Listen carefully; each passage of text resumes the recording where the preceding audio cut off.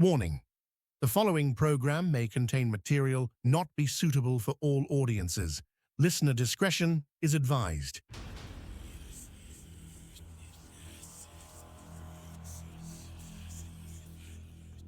They say for every light in this world, there is a shadow waiting to reclaim it. We've been told what to believe, what to fear, and exactly where the boundaries of real end. But tonight, we're crossing those lines. From the whispers in the attic to the lights in the desert sky, and the entities that walk among us, we are stepping behind the veil. Transmitting from deep within the mountains of West Virginia, it's time to seek the truth. This is Let's Find Out with Diego. And now, here is your host, Diego the Podcaster. On this episode of Let's Find Out, our guest is a MUFON field investigator and at the forefront of the UFO phenomenon, actively involved with some of the most prominent UFO disclosure leaders of our time. This latest cutting-edge research will take us into the world of plasmoids, new UFO reports, and the ever-growing mysteries about the suspected life on Mars. All this plus more. Please welcome our good friend and MUFON Massachusetts chapter field investigator, Jim Awrach. Jim, my friend, welcome back to Let's Find Out. Thanks for having me again. Very cool stuff. Very cool to be here. Yeah, a lot has changed since I last talked to you. And one of the biggest things, and I was so happy to hear about it, that you started your own show. Yep, the UFO Report, YouTube, UFO-report, or UFOreport.com. And we'll have the links in the description once the episode is released, also on the crawl. But my goodness, man, I mean, I was not expecting it, but I'm glad that you actually got your thing going on there. So what do you have there so far? I know I was looking through it, and there's a lot of stuff in there that perhaps some people may not be happy that's there. I know I am. I know you are, but there might be some in the field that perhaps I don't know, maybe say, man, you shouldn't have that up there, man. You crazy? You getting any of that? I do. And I got to tell you, it's a little baffling, Diego, especially since, now we're in the age of disclosure. And so witnesses are being encouraged instead of discouraged. And actually, I'd spoken to Timothy Phillips, former deputy director of Arrow, on a podcast of mine about 1 year ago. And he said that basically the same thing that's on Arrow's website, which is not only are witnesses encouraged, but now it's actually against federal law to harass, intimidate, or discourage reports. And it was really interesting. Just quick note on that when he was acting director of Arrow, he went so far as to provide all sorts of federal and local law enforcement protection for witnesses to have private interviews and disclosures. And one of the latest and greatest buzzwords that's been around forever, but everyone's always talking about it, SCIF. Not a skiff that you stand on like a raft. That's SKIFF. People call it that. That's not what it is. SCIF, sensitive, compartmentalized information facility, which is what most of the folks out there have been referring to and talk about it on all the disclosure shows. So when Tim Phillips went through all that trouble, and also I saw for myself on Arrow's website, it just kind of really baffles me why it is there are still organizations, really individuals at those organizations, not the organizations themselves, but individuals at organizations that discourage disclosure or want to continue to keep people in the dark. And it touches on, Diego, a lot of things that, as you remember, Luis Elizondo was saying, which there are people in DC and and other locations in the country at high-profile organizations that believe these things are demons, or that acknowledgement of these things is contrary to the Old and New Testament. Therefore, shame on you. Don't talk about it. It's not true.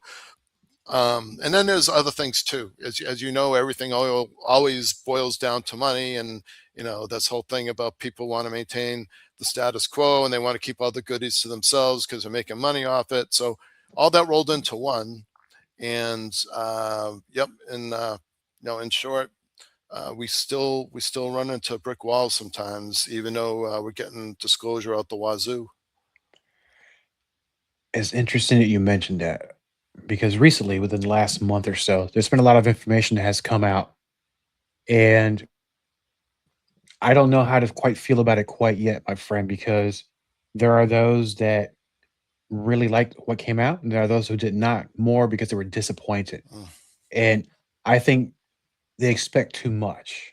In a sense, you're not going to get the gray, you're not going to get the Nordics, you're not going to get the pick whichever race is out there. You're not going to get a Polaroid of one shaking hands with Roosevelt either. Right. But you're going to see certain things that perhaps aren't supposed to be there, that for a long time nobody wanted to talk about, but now it's out there. And the second part of that, my friend, is I can understand why our leaders were at first not on board with releasing this information, but I think the population saw it. They're like, kind of, and they moved on. I don't know how you feel about what you've seen, but I talked to some folks about it, and they're kind of like, yeah, what else you got? I mean, right? Yep. Yep. And there's all sorts of theories as to why, Diego.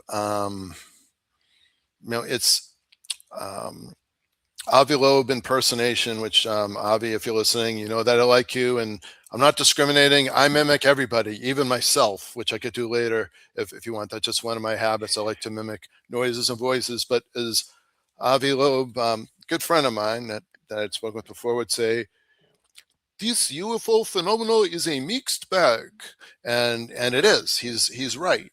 I mean, sometimes you get orbs, sometimes and you get plasmoids, which we're talking about. Sometimes you get interstellar meteors, although they seem out of place, or we're going to talk about renegade scientists. They've inspected some of these meteors or meteorites, and they've found traces of living organisms, which means that somewhere out there beyond Earth there was bacteria or things like that. So a lot of people are looking for the holy grail of UFOs.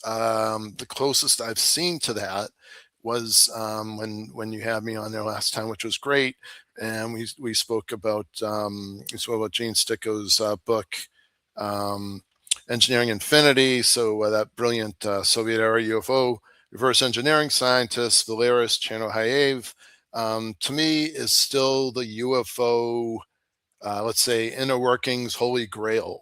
I've spoken to so many scientists and researchers since you and I had last spoke, and whenever what's that expression?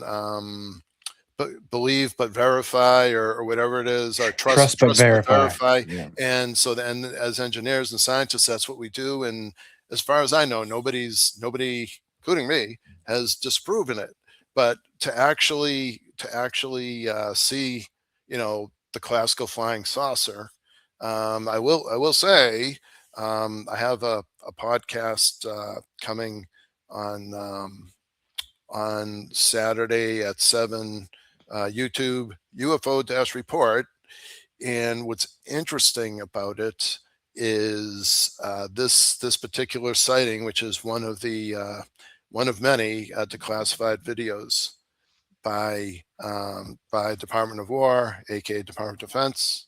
You've got 3 lights or orbs flying in a triangular formation, And the interesting thing about that is it's very similar to what Luis Elizondo had published in his first book, and also I had seen him in Boston last year, and what he was talking about when these things fly in formation, how they join together, what it means, gravitational fields, anti-gravity, um, transcending time-space fabric. And it's really interesting that this particular one that I'm going to show, you've got 3 orbs flying in formation.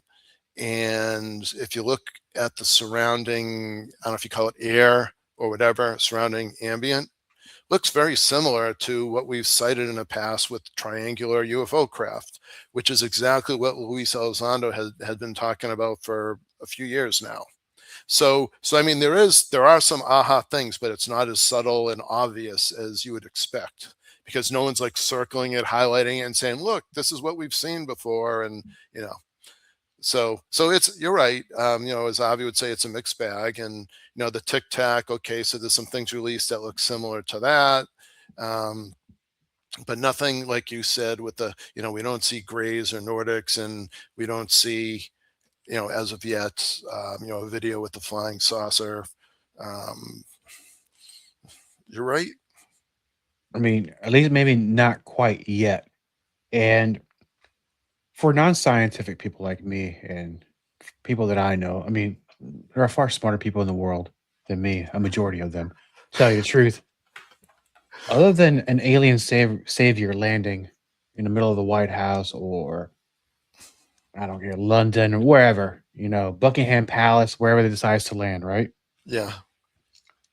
Outside of that, what would be some better resources or interviews or even documentaries that somebody who is an untrained scientist would benefit from watching or listening, that would give them the information perhaps that they're looking for? Well, there is, yeah, that's really a cool question. So there is actually, you have access to the entire New Force database. That's NUFORC, National UFO Reporting Center. I believe it's either .com or .org. And so you can see historically, and you can sort it and everything.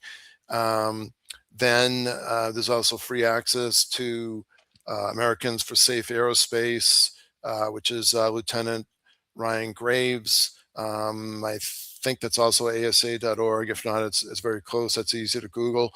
And there's also, if you just do a Google for MUFON, you can go on their site, and at the very least, they offer you different free access. Like they'll give you, I think, a few dozen of the latest and greatest UFO reports for you to do a little research and to see what kind of sightings are out there.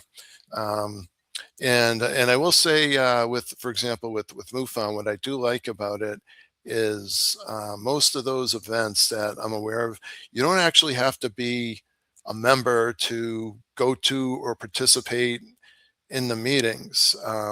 So I kind of like that. Usually I mean, it's a volunteer organization, so basically means nonprofit. And you just look up, and you if you go to MUFON's website and you say, okay, contact whatever state you're in, and they give you a couple of people's names and emails and phone numbers, just if you want to get involved or you want to go to a meeting or something. And typically the only reason why they charge you in most cases is because there's food there, or because they're going to have a special guest appearance and they need to take care of his travels. Most of the MUFON meetings that I've run, it's been kind of like, well, if you're going to take food, then please pay for it. Or if there's some sort of expense and people are cost sharing, do that. But I mean, if you just want to show up and look and listen, there's really no charge, for at least for most of the meetings I'm aware with.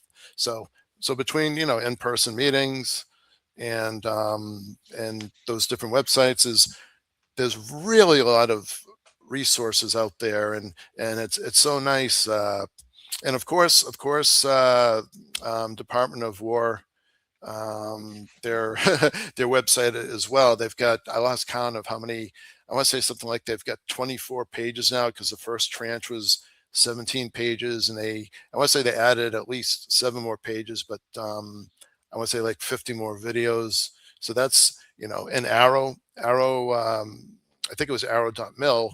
That's they've got a good website, and I've actually found similarities as to between some of their unsolved cases compared to cases that I've personally investigated, and I said, "Oh wow, that's very similar to the case that I just looked at." So that's the good news, and you'll notice, unless I'm wrong, and viewers are welcome to comment or whatever, contact. Unless I'm wrong, it does seem like the United States is leading the way.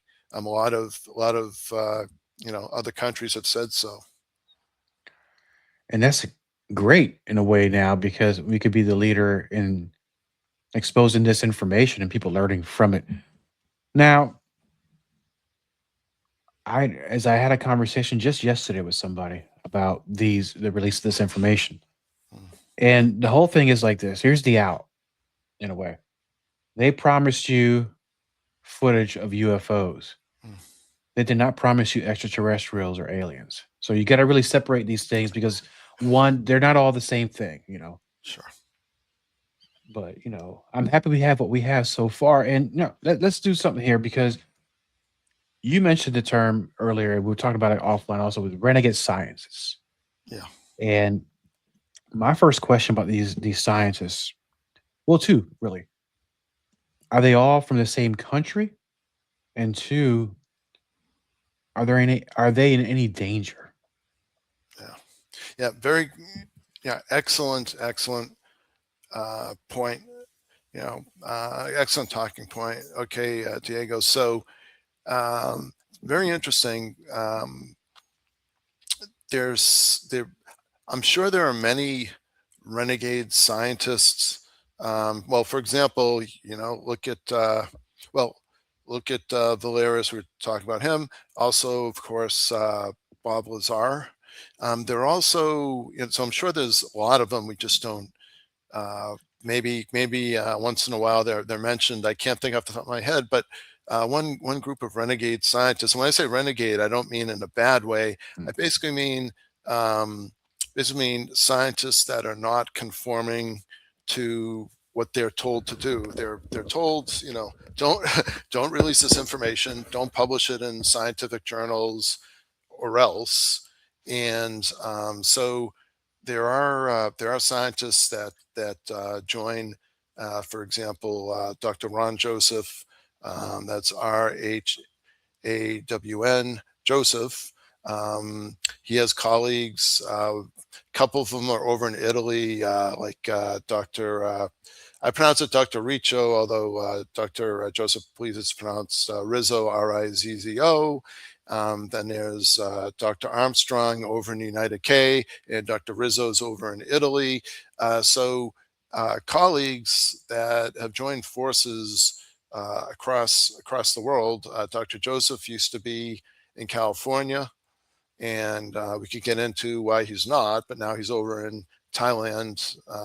God bless him. He's living like a multimillionaire now, because he was explaining to me how the value of the U.S. dollar is like maybe I don't know, 6 or 7 times what you can buy over in the United States. So good for him. It was uncomfortable, so he moved there, and now he lives like a king. Good. But so that's international colleagues linked together that publish this in peer-reviewed scientific journals. And as far as are they in danger, I would say financially, possibly, meaning that they've been financially threatened, or financially wrecked, or their reputation has been sabotaged. as far as I know, no death threats. And there are, it depends who you speak to. If you look at the folks that testified on Capitol Hill, then they will tell you that they have been directly threatened by, let's just say, by individuals that they believe were hired by different people in the government. On the other hand, if you speak to other people, and everybody's experience is different. I've spoken to former government officials who said their experience is even they were threatened, but their experience was that the threats usually come from people that are either delusional or people that need some sort of psychiatric assistance, and they sort of, the pressures of life or stress, or maybe they're delusional about what's going on with reality. And in those cases, their experience was no one in the government. To me, that makes sense, because that's just not what the government typically does. Now, I mean, there are things in the government. If you've got security clearance, then you're bound by non-disclosure agreements, and you're bound by different degrees of secrecy. And if you divulge any information, then yeah, you could get fined, you can go to jail, you could, I mean, there's also, you could lose your property. I'm not sure about being executed, but I mean, you could be tried for treason for the simple reason that you're giving away government secrets. So to me, that makes more sense than the government offing its own people. But I can only, that's from my perspective. I could tell you from Dr. Joseph's perspective that there are people in NASA. So not the organization itself. There are certain people in the organization that have ideology different than his, in a similar way that Luis Elizondo, when he was in the Pentagon in ATIP, right, Advanced Aerospace Threat Identification Program, people would come up to him and either give him hate messages or threat messages or whisper something, because their ideology was these things are the devil or these things are evil, don't mess with them or else. So, but that didn't mean that the whole Pentagon was against them. It just meant that there are people there. So I feel that's the same thing that's going on with NASA, and that's what happened, unfortunately, to Dr. Joseph. The other scientists, like in Italy and in the Dr. Armstrong in the United Kingdom, I'm not really sure what they've been facing, but I can tell you that their work it's credible work. I mean, I've reviewed some of it myself and podcasts about it, and it's good old fashioned math and science, and the conclusions they come up with. If you want to get into it at some point, Diego, but the conclusions they come up with are really interesting about life on Mars. Questions that people have been asking since forever, and things that have been proven since the 70s, yet scientists were discredited, and their reputation ruined, funding threatened or taken away. And it's only now in the year 2026 that NASA or whoever it is within that organization is saying, okay, it's okay if you hint a little bit at life, but don't just come out and spill the beans, for whatever reason that is. I mean, Mars has fascinated humans for centuries and centuries, because there's got to be a reason why, and I think we know why. Of the possibility of life once there, a whole civilization that might have been wiped out by whatever um, natural catastrophe happened there. Who knows? And then for some reason we got lucky. Now, talking about Mars, one of the biggest things when I was growing up was the you can see the image of a face on Mars, and I think that was very hot for a long time. That where there's structures, this and that. Now we're doing something a little bit different, because plasmoids. I just love the word plasmoids, and I can just I was talking to my wife about it yesterday as I was reading over the notes. She goes, "Plasma." I was like, "Yeah, check this out." I started giving it a little backstory. She goes, "Man, I need to listen to this episode because I want to learn more about it from Jim." Uh, So cool. give us the baby steps real quick on Sure. plasmoids. Where did that definition come from? And I'm assuming these are the same Renegade scientists that have been studying this as well. Yep. Yep. You got it. So they published some really interesting papers um, on these plasmoids, which, in a nutshell, on the verge of outer space, where we have the International Space Station and where we have spacecraft go. So you're talking about the previous space shuttle missions. Um, there is another form of life. And the reason why it's not scary, Diego, is because we discover new forms of life all the time, if not monthly, maybe even weekly or more in the deep ocean. So it only makes sense that, oh, look at this life form. We haven't seen that since almost the Stone Ages. We thought that was extinct. Or, okay, new type of bird. Okay, so if you go further up, into what's known as the thermosphere, which is at the edge of the Earth just before outer space begins. And there's all sorts of terminology. It's called the ionosphere because they intermix, and it's called the magnetosphere. So basically, the very, very verge of planet Earth, where you're pretty much in outer space or on the verge of it, and you get the International Space Station or whatever craft. There's a life form. This life form was first. Um, I'm pretty sure it was first observed through NASA footage. This NASA footage is a compilation of, well, so Dr. Joseph, very fascinated in Mars, and years ago, what he did was, through a Freedom of Information Act, he requested video footage of Mars. And his belief is just, fancy term, serendipitously, somebody, whoever was over at NASA, said, okay, this guy wants videos, whatever. He receives these reels. Do you remember back in the day when you go to the video, the movie theater, they'd put this huge circular reel on a Yes. projector, and then they play it and the tape goes, and sometimes you even have to wait because they had to switch over projectors and shit. You remember all that? Yeah. So yeah. So he gets these humongous reels, reels and reels. And he's like, what the heck is this? And so he converts it to video, and he's looking on there, and he's like, this isn't Mars. And he sees it's all sorts of NASA footage of these plasmoids, another type of life form. And it's interesting because during this footage, sometimes they're following these things around. Other times, if they notice it, they're like, oh, we don't want people to talk about it, or we don't want it to be disclosed for whatever reason. There could be all sorts of reasons.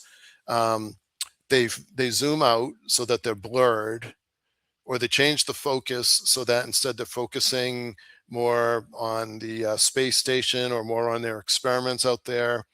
And it's really interesting. There's some footage where you can clearly see the NASA logo on there, which again, it came from a Freedom of Information Act from NASA, but you can see the NASA logo on there, and they are discussing these plasmoids in a thermosphere, and that they're moving around. They're definitely not reflections. They're not, say, explainable objects. Then there's even one of the I believe it was one of the space station missions. They're talking about a plasmoid that's moving past different windows, and then there's something called the NASA STS. I think it means Space Tether System.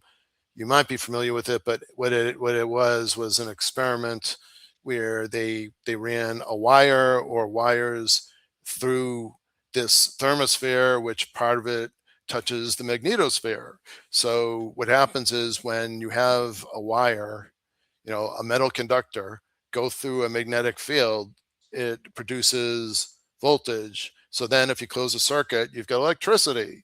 So they were doing this as an experiment to see new ways to generate electricity for whatever reasons. Cool idea. So while they're doing this, and you see this humongous long tether, you see these plasmoids on the order of several meters, if not kilometers long, and they're all attracted to this space tether because of the energy. And also, Dr. Joseph documents that there's different types of plasmoids that are in the thermosphere. Some graze along, almost like a cow grazing the field. Others are hunters, where they actually pursue the grazers or other plasmoids, and they don't kill them, but as they pass through them, it's like an exchange of energy. So they're just living off of energy of others. And then there's donut-shaped ones. Trying to think then there's storm chasers. So in other words, they feed off of energy, plasmoids, and we can, if you like, I could tell you what a plasmoid is, but there's other plasmoids that they call them storm chasers. So it's up in a thermosphere. And then when there's a storm, so there's whatever, thunder and lightning, they'll dive down and they'll just, they'll feed on some of the electricity and then go back up to where they came from. So very simple form of life. Dr. Joseph and his colleagues compare them to almost like simple cell life forms, or maybe multiple cell life forms, but nonetheless, they call them pre-life or a simple form of life. And it's cool stuff. I mean, it kind of reminds me of, what are those? And I'm going to show myself here because I can't say words correctly. Okay. Is it extremophiles? Or those things are in the ocean. They can live in these ridiculous environments, but these, I guess they're kind of like, let's say, germs or microfish. Yes. Yeah. Yeah. Yep. And there's a Dr. Joseph does a really good analogy between microscopic or just say like really, really tiny marine life and how they congregate towards each other. He does an analogy between that and his video on the left and then the plasmoids on the right. And basically he's demonstrating the similarities of these similar life forms. And the Renegade science part of it was, he and his colleagues did some really good work and publications, including Dr. Rudy Schild.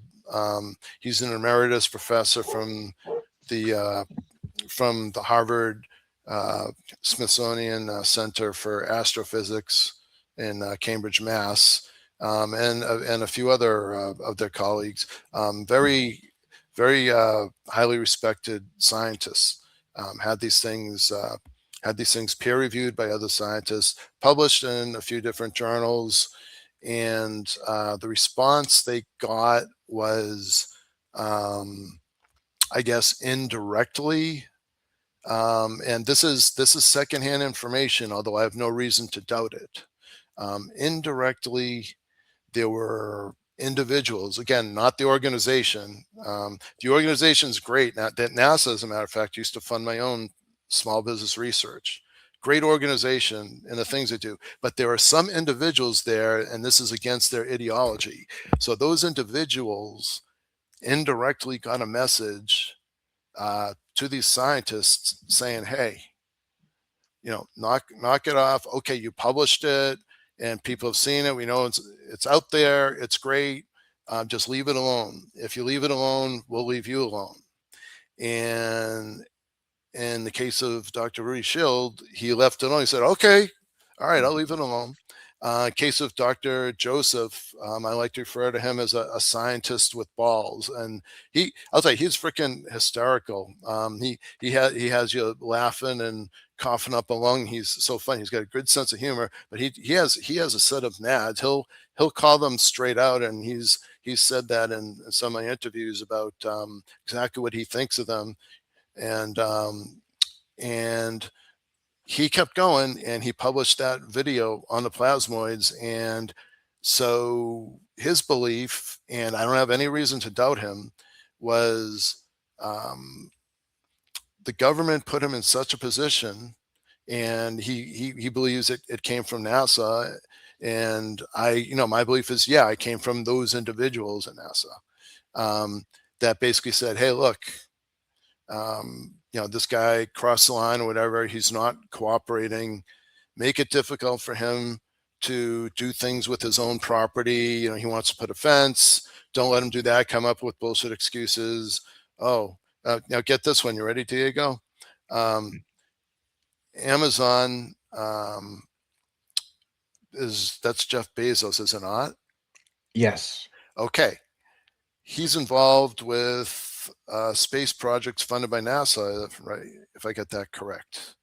I have no clue. Okay, but yeah, that yeah. sounds possible. Yeah.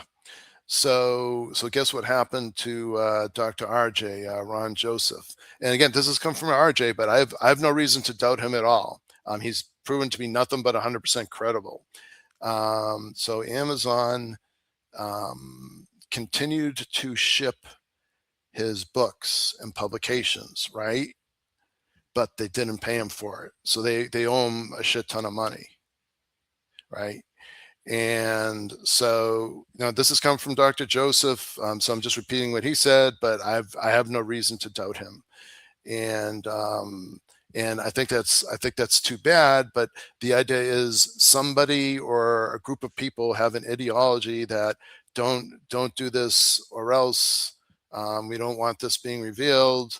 And so the end result is the guy gets, there's a lot of false information about him out there. And, he gets ripped off, and he's not able to collect royalties from his books. And financially, things become more difficult. So he's like, all right, screw it. I'll just move over to Thailand, and things are more affordable over there anyway. Live like a king, which is good for him. Although it is kind of horrible to be exiled like that.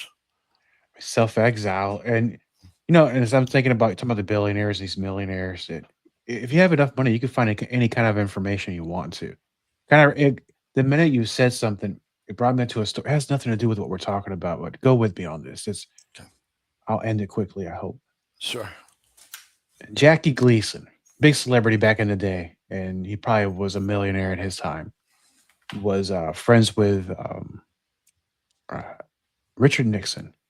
And supposedly there was a story about that he hung out with Richard Nixon, and Nixon divulged some UFO information to Jackie. And of course, he tells people. But I figured if you have enough power, enough notoriety, you're going to learn something no matter what. Someone's going to tell you something. But that's the best story I have. Jackie Gleason's story just came to mind. Now, talking to the point of what we're talking about. Speaking of the reels that were sent to this gentleman, I can imagine that they got the orders. Yeah, go ahead and send this guy these reels. He extracts this information. He finds it somewhere in there and says, which of you assholes sent him these reels? Because yeah, and look, he obtained it through a Freedom of Information Act. So therefore, he didn't do anything wrong. No. And that's not even what he asked for. He asked for stuff on Mars, and then when he got this stuff, great. It was even better. He accidentally got something pretty awesome, and my gosh, I could only be there when that clerk's getting the beat down from the boss. Like, why did you do this? But anyway, so by the way, Diego, these Dr. Joseph believes that in the first tranche, not the latest, but the one that came out May 8, that 96% of the pictures and videos are in fact plasmoids.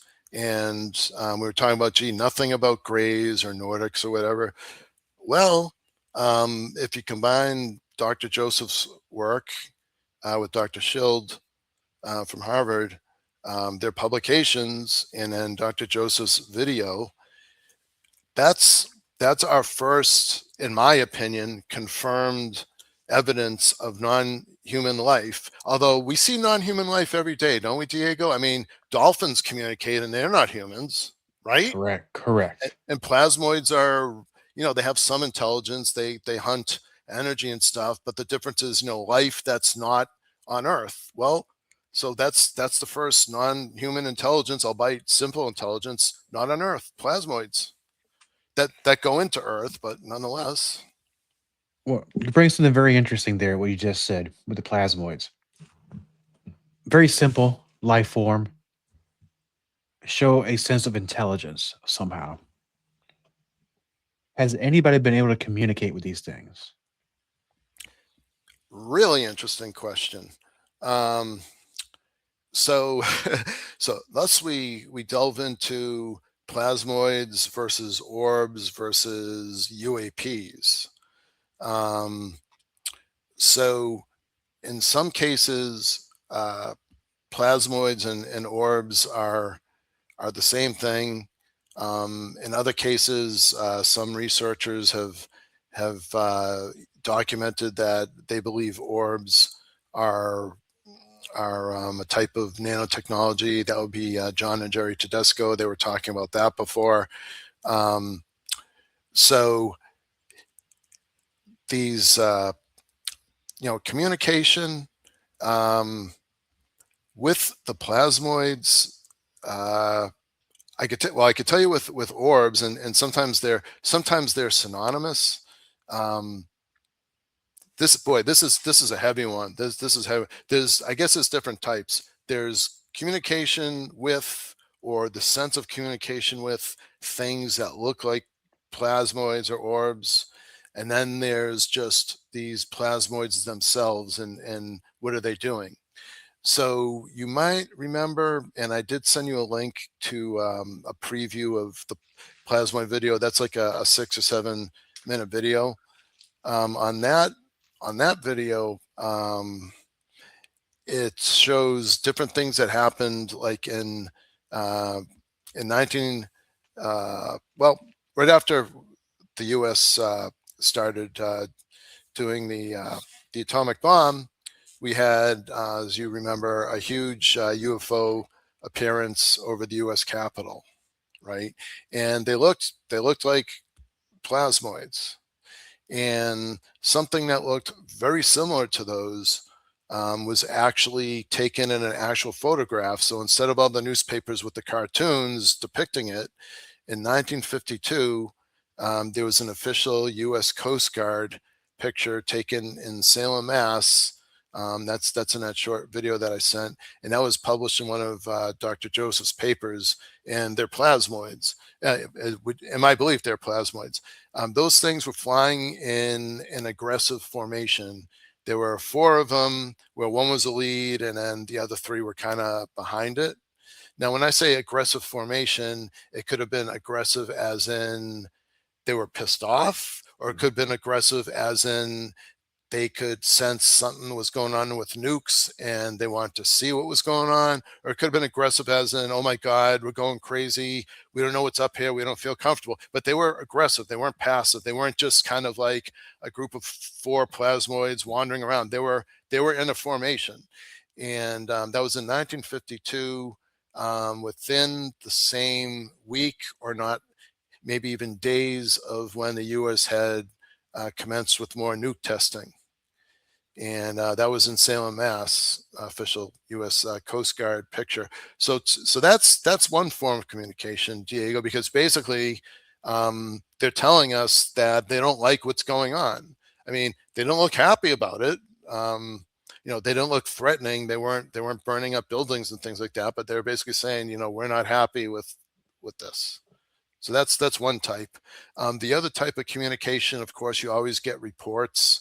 When I perform field investigations, a lot of times witnesses will tell me that it's almost always a sense of either elation or happiness or calmness or a sense of everything is going to be okay when they have an orb that they witnessed, or an orb that's there at the same time. Doesn't I've never come across a report personally that that I've dealt with that where a witness said that they felt threatened by an orb. Although you have those from Skinwalker Ranch, I've never had anything like that. And then because you mentioned a video that you sent, and I know that we have something planned to play here in a little bit. So if you want to go ahead and play that now. And do you want to go ahead and introduce it, or you just want to take charge and then play it and then just walk us through it? Sure. Yeah, and I wish I could figure out how to share the the audio, but That's um, okay, but I'm gonna go ahead and play it now, and then you just walk us through. You're the host now for the next few minutes. all right, cool. Stand by. Here we go. All right, cool. There we go. So this was taken from outside of a space station mission. It says in a video exactly which one it is, and the point is the astronauts were saying that a plasmoid was actually um, passing windows 1 through 5. You can see that on the monitor there, and now you can see how the plasmoid is passing the space station in that video. So this is a compilation of what Dr. Ron Joseph had put together with those NASA's plasmoid videos he obtained from the Freedom of Information Act. And you can see in the upper right corner of that, you can see the NASA logo. I've enhanced that in other podcasts, but you can certainly see it's NASA, although if you do some enhancing, you can see that easier. So you see 3 plasmoids, and then NASA goes through this, and they're discussing, they're saying, oh no, it's not an illusion, it's not a reflection, they're real.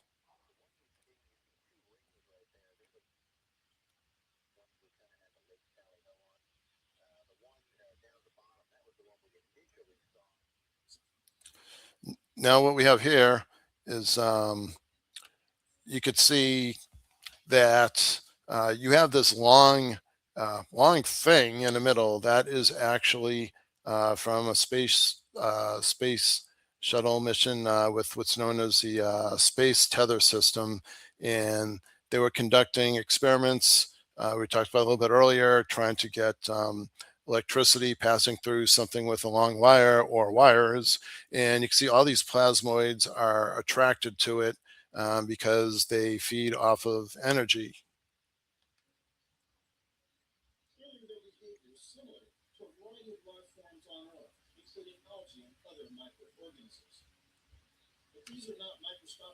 And that's very interesting, Jim, because when somebody would look at this and say it just looks like space debris or dust in space, but it's not acting like debris or dust. It's No, actually acting like it's got purpose.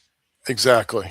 Exactly. And what Dr. Joseph does in this right here, Diego, is he's showing to the left, he's showing plasmoids, and then to the right, he's showing um, he's showing microscopic life, and he's just making the analogy that he's saying, hey, look, you can see that this primitive yet intelligent life form behaves similar to what we have in deep in the ocean.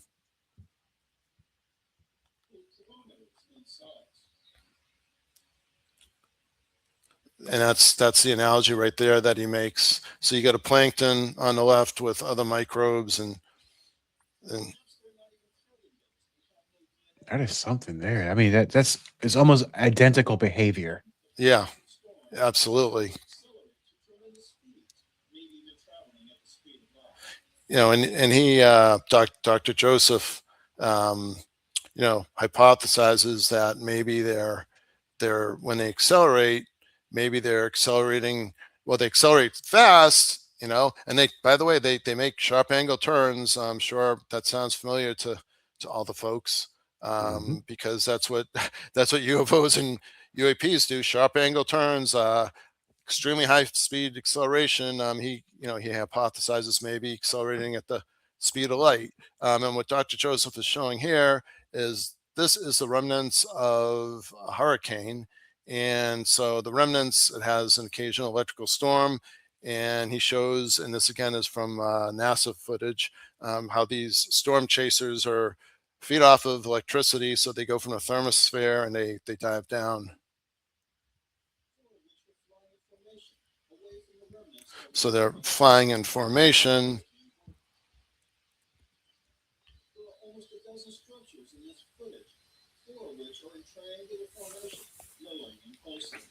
You can see them glowing and pulsing. Yeah. They just fed off of an electrical storm.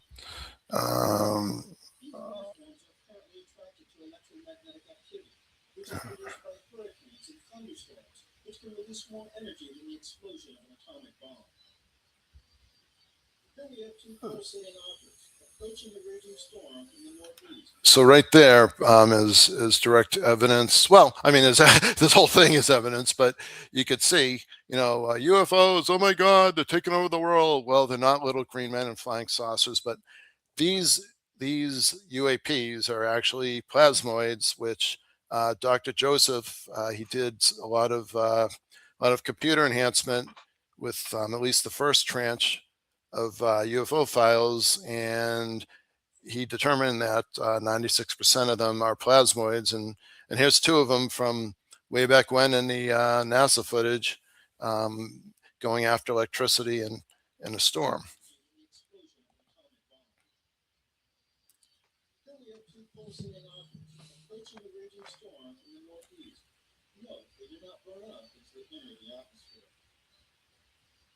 This self-illuminating structure could not be reflecting sunlight as it was approaching from nighttime in the west. And now this clarifies a lot of questions that I've had before, my friend. And I'm going to go ahead and bring us back up here. Okay. Because my biggest complaint, which now I always learn from you, so this is why we have you on the show, where they've shown footage of, I'll say, Tic Tacs or something labeled UFO, and it looks very similar to that. Some are bigger, some are smaller than others, but my thing is, why is the camera so fuzzy, and why can't it focus on a ship? Not so fast, Jack, because now it could be a plasmoid. Or I'm convinced it is a plasmoid at this point from watching what I just saw. I agree.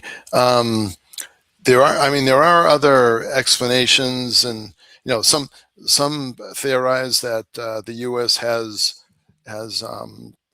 different type of advanced technology, and that's really what the Tic Tac was. And other people say no, and then the officials disclosing it just say no. It's an unknown.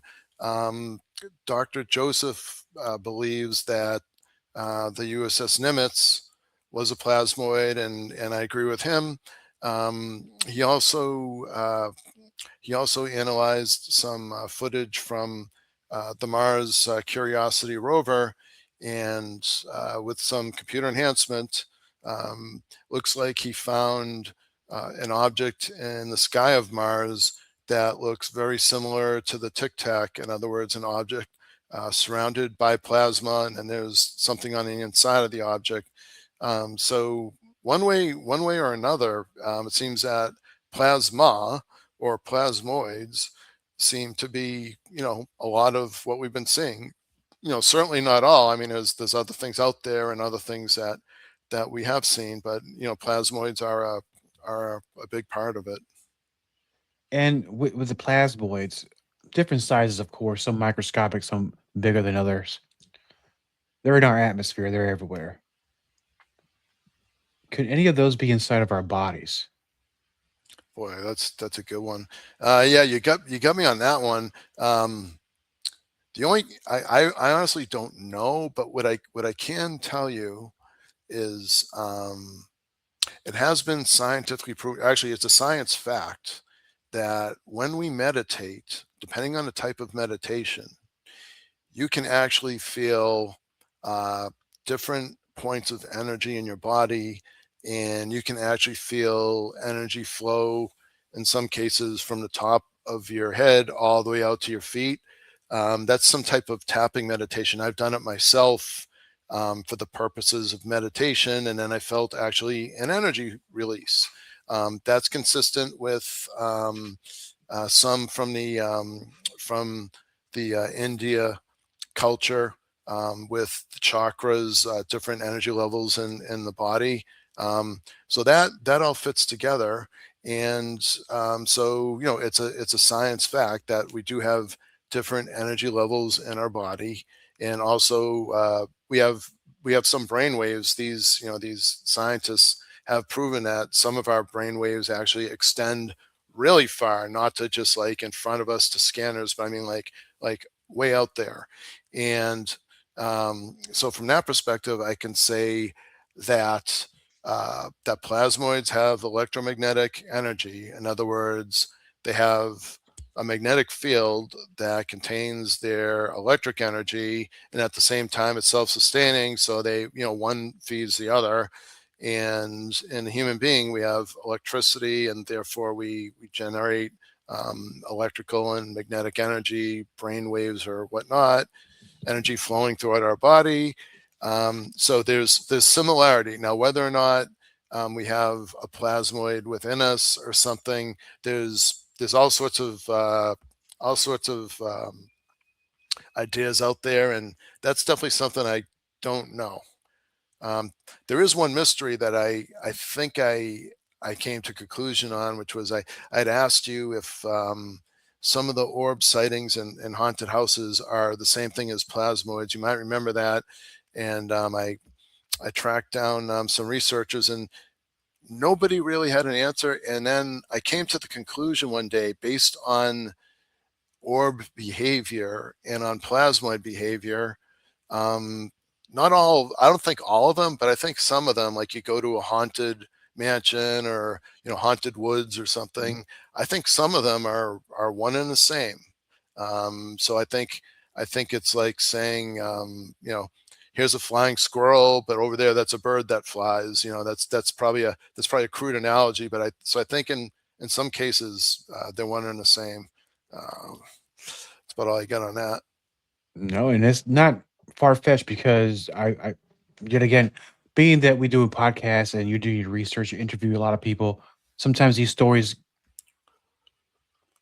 answer some of these questions that we have. Because the other week, someone was talking about they're usually they're Bigfoot researchers and investigators. They go out there in the field in the woods, and everyone out of the times they've had encounters or experience, not encounter as far as face to face with the Bigfoot, or as far as hearing them or seeing them walk or in the shadows. Sometimes they see orbs as well. I don't know if there's a connection or not. Maybe there is, but it's not the first time where I've heard about orbs being out in the forest, going out there investigating. But now, I mean, this is a mind blowing episode so far, because now you help me understand a lot of things. So the natural follow up question for you, with all that we've talked about, and things probably that we haven't talked about, maybe in another episode down the road we will. How do you sleep at night? How do you turn this off? Yeah. Isn't that interesting? Well, it's it's really an enthrallment and a fascination and a passion. So I try so hard to my media, the phone or computer, whatever.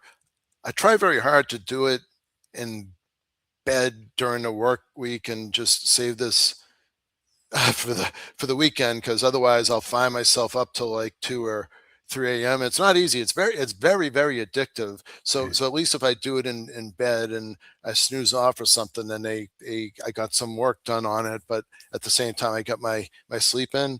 It for me, it's more of an enthrallment and a passion and an addiction. Some people, it freaks them out and it scares them, especially, some people have been through some really, really horrific experiences. I'm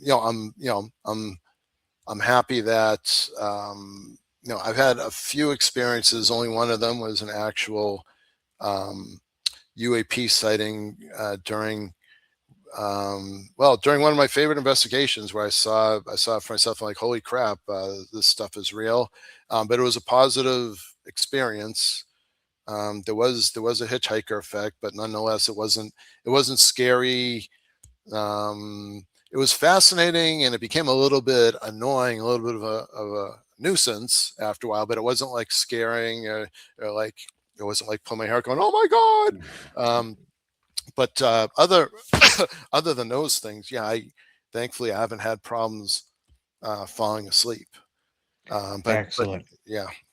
Because sometimes there's been stories I've heard that kind of didn't help me as far as falling asleep pretty quickly. In fact, there was one story that disturbed me so much. It took me weeks just to get out of my brain. But I mean, I'm thinking Well, about that'll be it like now. the Yeah. Skinwalker Ranch stuff, probably something like that. I would think. It was more of a Bigfoot story about killing a dog. Oh And yeah, yeah, it hit me right in the yeah. old. Yeah. Yeah. So I was like, oh, and I'm just like, I'm a big dog lover. So Oh, that would bother anybody. I mean, anybody yeah, who likes animals, even if you've never had a dog, absolutely. I agree. Yeah, those yeah, things are. Yeah, which I mean, Skinwalker Ranch. That stuff happened, and I agree with you. Actually, I don't know if I lost sleep over it, but I used to watch all those specials on Skinwalker Ranch, including dogs getting vaporized or whatever, and yeah, horrible stuff.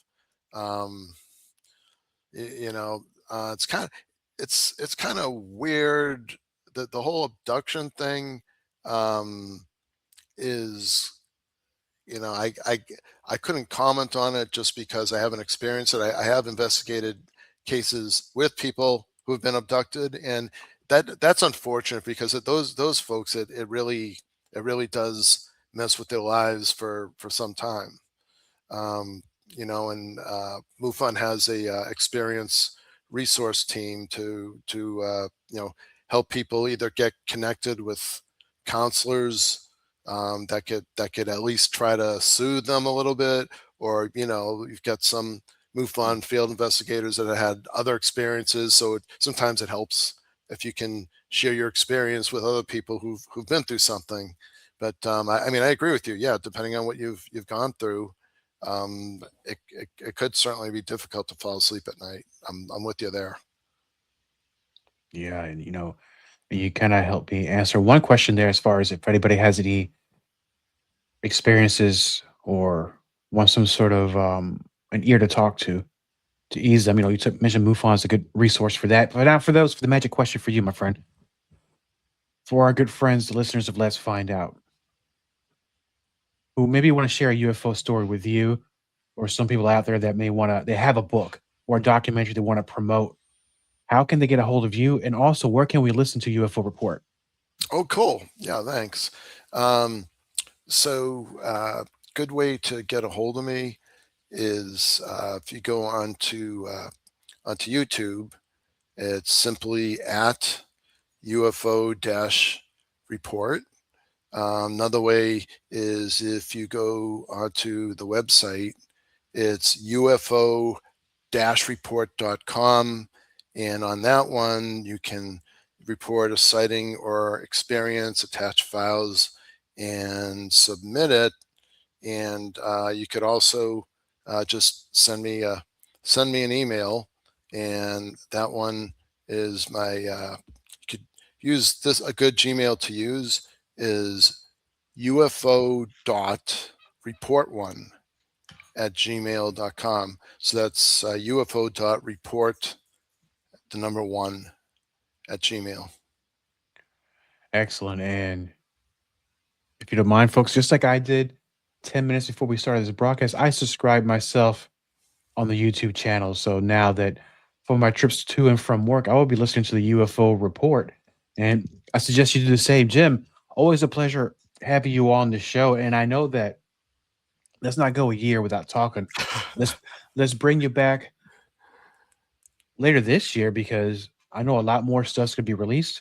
You'll have more awesome guests on your shows. You're going to be sharing a lot of interesting stories with me, of Oh, course. cool. Yeah, very cool. Yeah, I appreciate it. I look forward to that. Thank you, my friend. Copyright Diego the Podcaster. All content for Let's Find Out is the property of Diego the Podcaster and is served directly from our servers with no modification, redirects, or rehosting. All celebrity impersonators are paid performers. The impersonated celebrities do not endorse or promote any views or opinions expressed by our guests, Diego the Podcaster, or Let's Find Out. The information shared on Let's Find Out with Diego is provided on an as-is basis, with no guarantees of completeness, accuracy, usefulness, or timeliness.